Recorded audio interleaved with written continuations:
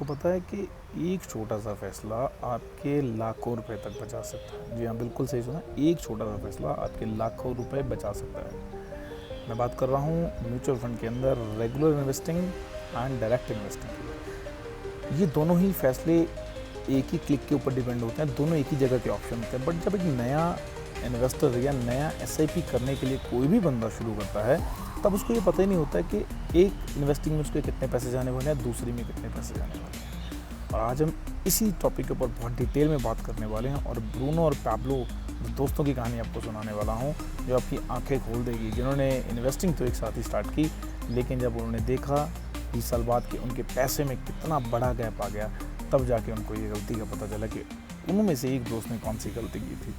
पता दूसरे दोस्त को भी नहीं था, लेकिन उसने जाने अनजाने में सही डिसीजन ले लिया।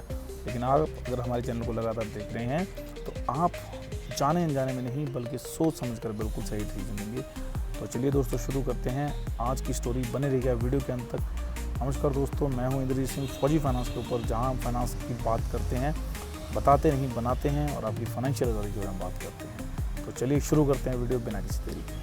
ब्रूनो और पैब्लो दोनों ही बहुत अच्छे दोस्त थे। दोनों को एक साथ ही नौकरी लगती है। कॉलेज के बाद दोनों एक ही कंपनी में जॉब करते हैं और एक साथ ही दोनों के दोनों अपनी एक एसआईपी चालू करते हैं। फ़र्क सिर्फ इतना होता है कि ब्रूनो जो था, उसने जो इन्वेस्टिंग थी, एसआईपी थी, वो करी रेगुलर प्लान के अंदर, और जो पैब्लो था उसने करी डायरेक्ट प्लान के अंदर। और यहीं से उनकी इन्वेस्टिंग में कितना बड़ा गैप आ गया, मैं आपको बताता हूँ। 20 साल के बाद जब दोनों की एसआईपी पूरी होती है, तो ब्रूनो के पैसे बनते हैं 35 लाख रुपीज़ और पैब्लो के पैसे बनते हैं 45 lakh rupees. Same investing, same time, same जगह पे स्टार्टिंग, सेम जगह पे फिनिशिंग, लेकिन इन्वेस्टमेंट के अंदर 10 लाख रुपए का गैप आ गया। कारण बस एक छोटा सा क्लिक। अब हम ये समझने की कोशिश करते हैं कि डायरेक्ट और रेगुलर ग्रोथ में फ़र्क क्या होता है। जब एक ही बार दोनों स्टार्ट करते हैं, तो फिर एक में कमीशन कटता है, एक में क्यों नहीं कटता है। तो सबसे पहले बात करते हैं हम डायरेक्ट इन्वेस्टिंग की।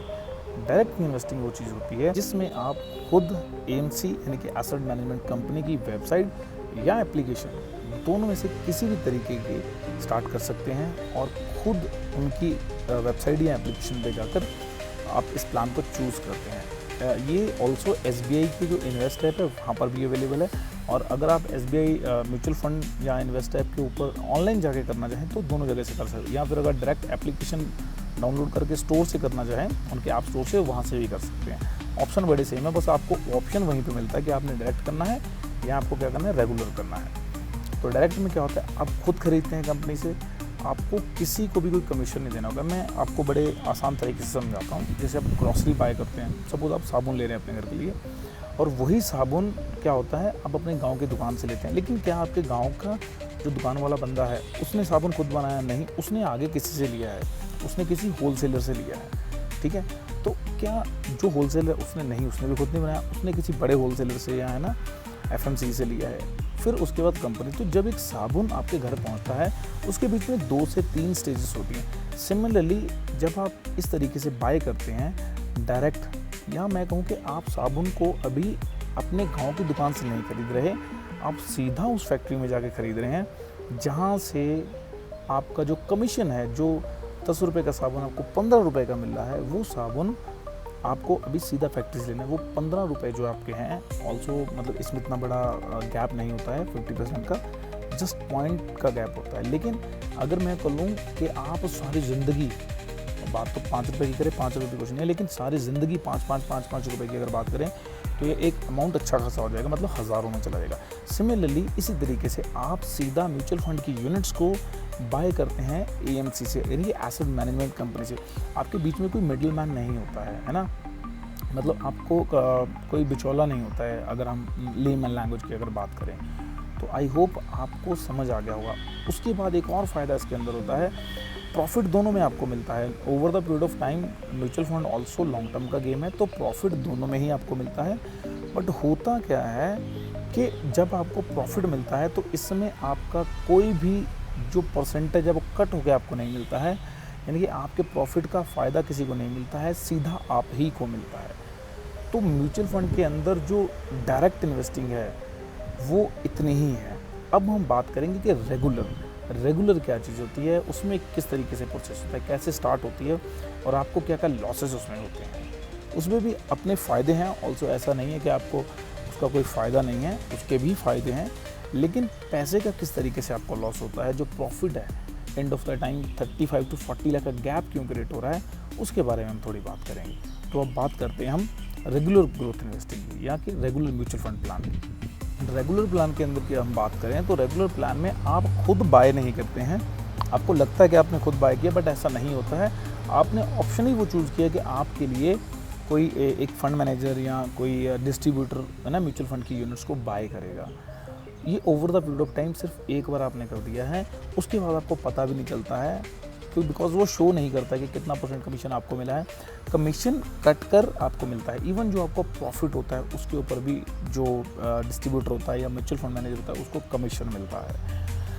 लेकिन अब स्टार्टिंग में आपको बिल्कुल भी इसका एहसास नहीं होगा। सोचिए कि अगर आपने 20 साल के लिए, जैसे हमने लास्ट वीडियो में बात की थी कि 100 रुपये से 1 करोड़ कैसे बनाएं, अगर आपने वो वीडियो नहीं देखी है तो मैं नीचे डिस्क्रिप्शन में उसका भी लिंक दे दूँगा, आप देख सकते हैं। तो आप सोचिए कि जब 1 करोड़ रुपया या 1.5 करोड़ रुपया की बात अगर हम बात करें आज से 20 साल बाद जब आपको मिलेंगे, तब 1% भी आपका 1.5-2 लाख रुपया हो जाएगा। उस टाइम पे आपको काफ़ी फील होगा कि 1.5-2 लाख रुपया आपने सिर्फ एक छोटी सी मिसअंडरस्टैंडिंग के कारण छोड़ दिया है या लॉस कर लिया है।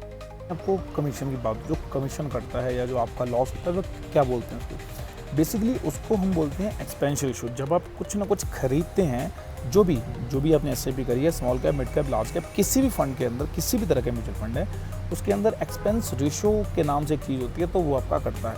ये अप्रॉक्सीमेटली 0.345% से लेके 1% या 1.5% है ना, 1 से 1.5% के बीच में हार्डली ये होती है। लेकिन एक चीज़ सोचिए कि छोटा सा रिटर्न और बहुत लंबा समय, ये दोनों ही चीज़ें आपको बहुत बड़ा नुकसान या बहुत बड़ा फ़ायदा दे सकती हैं। तो अब बात करते हैं कौन कौन सी बातों का आपको ध्यान रखना है या कौन कौन सी आपको प्रिकॉशंस रखने हैं ताकि आगे जाकर आपको प्रॉब्लम ना हो। तो देखिए, सबसे पहले अगर हम रेगुलर प्लान की बात करें तो अगर आप खुद से प्रोडक्ट्स को नहीं समझ सकते हैं, खुद से ऑनलाइन ट्रांजेक्शन को नहीं समझ सकते हैं, जब कई बार क्या होता है कि हम शुरू में कुछ गलती कर लेते हैं ना, या फिर हमें पोर्टफोलियो चर्न भी करना पड़ता है, किसी दूसरे म्यूचुअल फंड में शिफ्ट होना पड़ता है, या आपके पास खुद की गाइडेंस बिल्कुल ही नहीं है, तो इसमें कोई प्रॉब्लम नहीं है। आप एक्सपर्ट की सलाह ले सकते हैं और इसमें ऐसा भी नहीं है कि आपको सेपरेटली कोई फ़ीस देनी होती है ना। तो जो म्यूचुअल फंड का एडवाइज़र होता है उसकी जो सर्विस आती है वो उसके फ़ीस के साथ ही लग के आती है। जैसे ही आपने रेगुलर प्लान को चूज़ कर दिया है तो उसके बाद क्या हो जाएगा, उसकी फ़ीस ऑटोमेटिकली ऐड हो जाएगी, कोई एक्स्ट्रा आपको फ़ीस नहीं देनी पड़ती है और उसके बाद वो आपके लिए ये सारे काम करता रहता है। इसमें कोई बुराई नहीं है ना। अगर आप खुद से नहीं कर सकते हैं, ये ना, यू विल गो देयर, है ना, डेफिनेटली आपको एडवाइस लेनी चाहिए, बिकॉज लॉस खाने से तो यही बेटर है कि हम 0.1% या 1% किसी को दे दें, है ना। यानी कि 13% अगर आप नहीं कमा सकते तो बेटर है 12% तो कमाएं अगर 1% कोई ले भी रहा है। तो जो रेगुलर प्लान है वो इस केस में बहुत अच्छा है। अगर आपके पास टाइम नहीं है, समय नहीं है, आपको रिसर्च करनी नहीं आती है, या फिर आपको कुछ बेसिक्स अंडरस्टैंडिंग्स भी नहीं है, तो डेफिनेटली रेगुलर प्लान की तरफ जाइए, वही आपके लिए लॉन्ग टर्म में फ़ायदेमंद होगा। डायरेक्ट प्लान की बात करें तो डायरेक्ट प्लान में बड़ा सिंपल है। अगर आपको लॉन्ग टर्म, बहुत लॉन्ग टर्म है ना, ऐसा कोई बहुत बड़ा, मतलब इसमें रॉकेट साइंस भी नहीं है, हर बंदा समझ सकता है। अगर आप एक हफ्ता कंसिस्टेंटली टाइम देके, बहुत अच्छे समझ के, थोड़ा कंपैरिजन करके, थोड़े पिछले रिटर्न्स देख के, है ना, फिर उसके बाद इन्वेस्टिंग करना चाहिए, तो विद इन 1 वीक आप बहुत अच्छे से अपना म्यूचुअल फंड फाइंड कर सकते हैं। नहीं तो अगर आपके पास 20 साल का टेन्योर है तो आप एसबीआई स्मॉल कैप में अपना पैसा डालिए और आराम से सो जाइए, है ना। अगर बेसिक अंडरस्टैंडिंग नहीं है, आपको लगता है कि यार 4-6 महीने आप अपना पैसा सेव डालना चाहिए, तो आप नॉर्मली, वैसे तो नॉर्मली म्यूचुअल फंड के अंदर वो पैसा डालिए जिसकी मिनिमम आपको 3 to 5 ईयर ज़रूरत नहीं है, एंड 3 to 5 ईयर के बाद ही आपको म्यूचुअल फंड जो है वो रिटर्न देता है। दोस्तों, अब आप बताइए कि इस वीडियो को देख के आप किस रास्ते पे चलना चाहेंगे, है ना। ब्रूनो और पैब्लो की तरह आप जाने अनजाने में डिसीजन लेना चाहेंगे या फिर सोच समझ कर डिसीजन लेना चाहेंगे, क्योंकि एक फाइनेंशियल डिसीजन आपकी ज़िंदगी के अंदर बहुत बड़ा फाइनेंशियल गैप क्रिएट कर सकता है।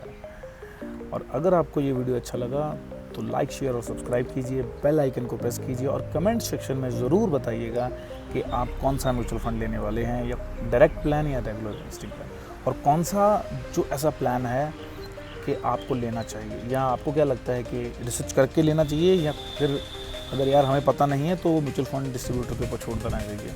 तो बेटर वैसे वो भी है, उसमें भी कोई डाउट नहीं है है ना, कोई इशू नहीं है। लेकिन आप कमेंट सेक्शन में ज़रूर बताइएगा, मैं बहुत ज़्यादा कमेंट्स की बात नहीं करूँगा, 10 कमेंट्स है ना एक्सपेक्टेड हैं इस वीडियो के ऊपर, बिकॉज मैंने भी चैनल नया स्टार्ट किया है। तो 10 कमेंट्स आप लिखिए, और 10 कमेंट और 10 लाइक, दैट्स इट, इससे ज़्यादा हम एक्सपेक्ट नहीं करते हैं, है ना।